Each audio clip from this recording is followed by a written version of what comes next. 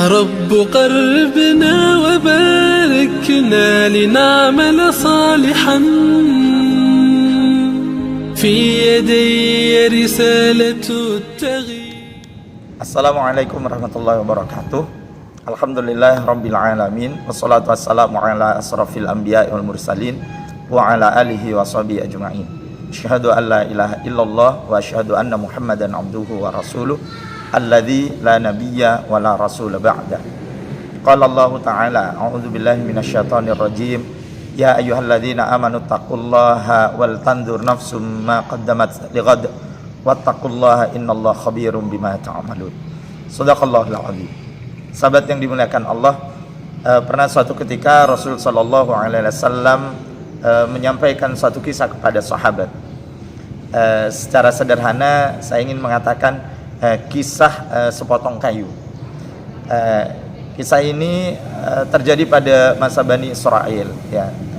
Dan ini diriwayatkan oleh Imam Bukhari, ya, dan juga Imam Ahmad. Sahabat yang dimuliakan Allah, ada dua orang yang kemudian melakukan transaksi, melakukan muamalah, hubungan dengan di antara sesama manusia, di mana satu orang ini akan meminjam uang kepada kawan yang lain. Sebut saja yang meminjam uang itu adalah si A, sementara yang akan memberikan pinjaman, yang memiliki uang itu adalah si B. Maka kemudian si A mengutarakan maksudnya ingin meminjam 1.000 dinar. Si B kemudian bertanya, bisakah engkau mendatangkan saksi? Maka si A dengan mantap mengatakan, cukuplah bagi saya, bagi kita, bagi kami, saksinya itu adalah Allah Subhanahu wa ta'ala. Maka kemudian si B pun mengajukan pertanyaan kembali, apakah ada sesuatu yang bisa engkau jamin ketika engkau akan meminjam uang kepadaku? Maka kemudian si A mengatakan, cukuplah Allah yang akan menjamin dari apa yang aku lakukan. Maka kemudian setelah disepakati kira-kira sampai berapa lama dia itu akan mengembalikan, maka si B kemudian memberikan uang 1.000 dinar kepada kawannya si A. Maka kemudian si A pergi berlayar mencari rezekinya Allah dan dalam rangka untuk menjemput rezekinya Allah Subhanahu wa ta'ala. Sahabat sekalian, sampai waktu yang telah ditetapkan, maka kemudian si A berkehendak, ya, untuk mendatangi rumah kawannya si B. Namun dia telah berupaya untuk menunggu kendaraan, tapi tidak kunjung tiba. Menunggu kendaraan tidak muncul gitu. Maka kemudian si A mengambil sepotong kayu, melubangi bagian kayu itu, dan kemudian memasukkan uang 1.000 dinar dan menulis surat di dalamnya, ya, menulis surat kepada kawannya.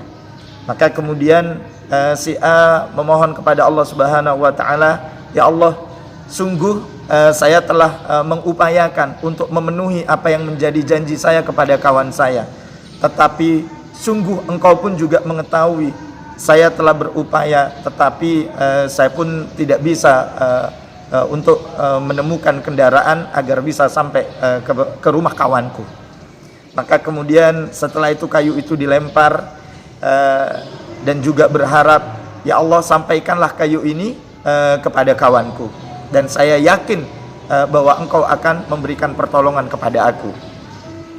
Singkat cerita, sahabat yang dimuliakan Allah, si B ini menunggu kedatangan si A, gitu, untuk memenuhi, ya, istilahnya janji si A untuk mengembalikan uang pada waktunya. Tapi ditunggu beberapa lama tidak muncul-muncul, ya, keluar tapi tidak tampak kawannya itu tadi. Sampai kemudian si B menemukan sebongkah kayu, dan karena dia berkehendak untuk menjadikan kayu itu sebagai kayu bakar, maka diambillah kayu yang terapung di pinggir pantai. Maka diambil dan kemudian digergaji. Betapa kagetnya dia menemukan uang 1.000 dinar dan ada sepucuk surat yang ada di dalamnya, surat dari kawannya si A. Maka pada akhirnya si A sampai juga ke rumah si B, ya, beberapa waktu berikutnya.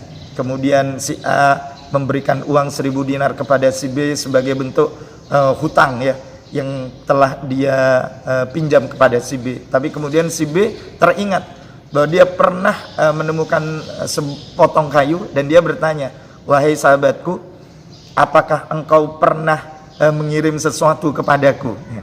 Maka si A menyampaikan bahwa dia pernah menaruh uang di dalam sepotong kayu sekaligus surat, karena dia sebenarnya telah berupaya untuk menepati janji untuk pembayaran hutang gitu ya. Tapi sampai pada akhirnya tidak menemukan kendaraan, maka dilakukanlah menaruh uang di dalam sepotong kayu. Maka kemudian si B mengatakan, Masya Allah, sungguh Allah telah mengantarkan kayu itu kepada saya, dan saya menemukan uang di dalamnya serta surat dari engkau gitu. Sahabat yang dimuliakan Allah, betapa dahsyatnya ya ketika di dalam kehidupan ini kita mencukupkan Allah Subhanahu wa taala sebagai saksi atas apa yang kita lakukan di dalam kehidupan kita di dunia ini. Betapa dahsyatnya ketika kita itu mencukupkan Allah Subhanahu wa taala sebagai penjamin dari semua aktivitas kehidupan yang kita lakukan. Pelajarannya apa, sahabat yang dimuliakan Allah?